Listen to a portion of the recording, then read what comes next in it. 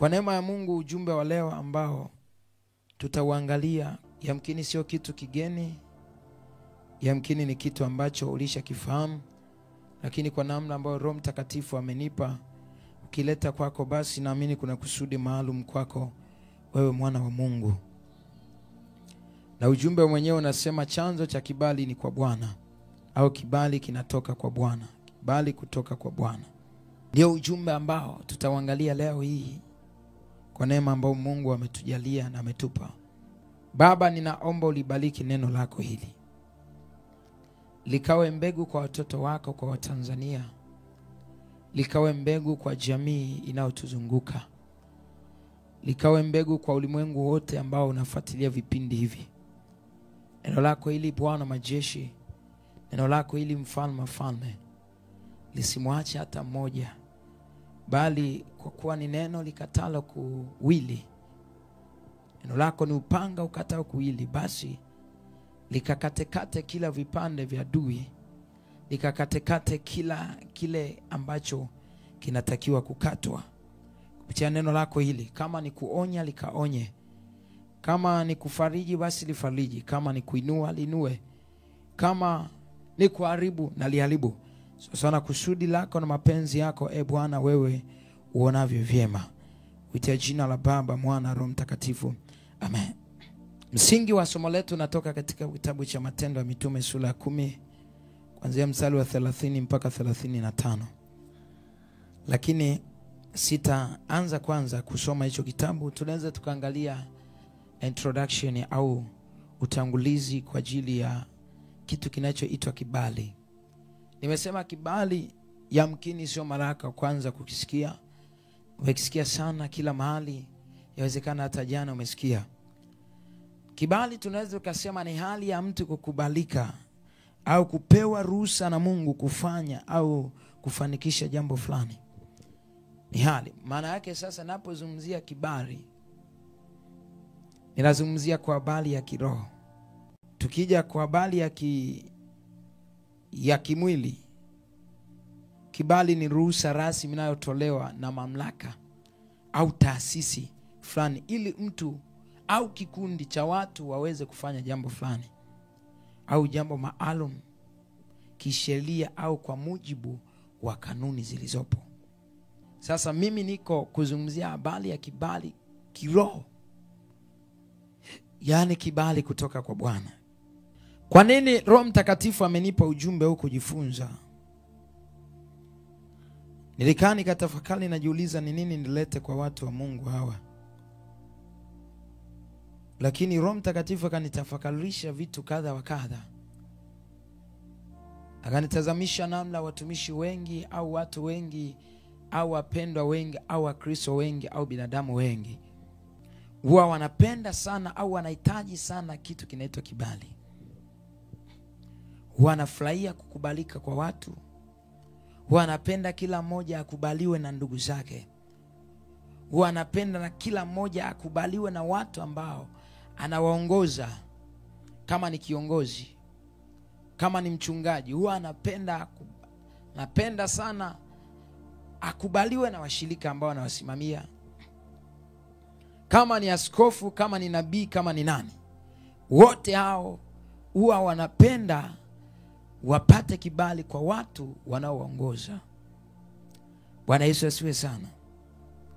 Maana yake kwa ufupi, watu wengi tumekuwa tukipambana kutafuta kibali kwa watu. Hicho ndicho Roho Mtakatifu alinitazamisha, ya kwamba jamii leo ya watu wengi tunapenda sana kutafuta kibali, kupambana kutafuta kibali kwa watu, tuweze kukubalika kwa watu. Mtu yuko tayari kutoa gharama yoyote ambayo anajua yeye. Yuko tayari kutoa mali, fedha, ili apate tu kibali kwa watu. Ninaweza nikatolea mfano kwa habari ya taifa letu au nchi zingine. Kuna mambo ambayo yanaendelea katika taifa letu ambayo sio mazuri sana. Na sijui yamkini ni kusudi la Mungu kuwafundisha Watanzania wapate kujielewa na pate kutambua ya kwamba wanahitaji kupata neema, au wanahitaji kupata mwongozo, au wanahitaji kupata viongozi ambao wenye hofu ya Mungu na ambao wataenda vizuri katika kusudi la Mungu kwa Watanzania. Na naweza nikasema ya kwamba Tanzania sio kwamba Mungu haoni vitu vinavyoendelea. Mungu anaona sana, lakini Mungu hawezi fanya kama watu ambao walioko katika sehemu husika hawajapata kuhitaji kile ambacho wanatakiwa wakipate, au hawajataka kutafuta au kupewa kile ambacho wanatakiwa wafanyeje, wanatakiwa wapate. Unaweza kaangalia baadhi ya viongozi wetu kwa asilimia kubwa hawajapata kibali. Hawajapata kibali kwa watu ambao wanatarajia kwenda kuwaongoza. Lakini kinachotokea ni nini sasa? Wanatumia vitu mbadala kuwashawishi watu ili waweze kuwakubali. Bwana Yesu asiwe sana. Wanatumia njia mbadala, yamkini kwa nguvu, yamkini kwa fedha, yamkini kwa mali, ili kuwageuza watu waweze kuwakubali. Bwana Yesu asiwe sana. Sasa ndicho Roho Mtakatifu alikuwa ananitazamisha na kunifunulia kuona sasa namna gani tunaweza kuokoka katika eneo hili. Namna gani tunaweza kuchomoka katika eneo hili. Nataka nikwambie mwana wa Mungu, pamoja na yeyote yule ambaye anasikiliza na afuatilia kipindi hiki, ukipambana kutafuta kibali kwa mwanadamu, jua ya kwamba mwanadamu anabadilika. Na ujue ya kwamba mwanadamu hashawishiki muda wote. Kwa sababu gani? Kwa sababu unaweza kumshawishi kwa fedha, unaweza kumshawishi kwa mali, lakini nataka nikwambie kuna siku fedha zinaweza ikakauka. Kuna siku mali hazitakuwepo. Na unaweza kawashawishi kwa vile unavyoviahidi ambavyo kiuhalisia ukitazama mwenyewe hauna uwezo wa kuvitimiza. Kiuhalisia ukiviangalia hauna uwezo wa kufanyaje, wa kuvitimiza, lakini unajaribu kuahidi ili upate kibali kwao. Sasa can you imagine, sawa wamekukubali, alafu ukashindwa kutimiza kile ambacho uliwaahidi, unatarajia nini? Ile chuki waliokuwa nayo juu yako inakuwa maradufu. Yarudia tena, ile chuki waliokuwa nayo juu yako inakuwa maradufu. Maana yake kwenye nafasi hiyo hapata shika, hapata kalika. Ulitarajia utapata amani, lakini amani hiyo haitakuwepo. Bwana Yesu asiwe sana.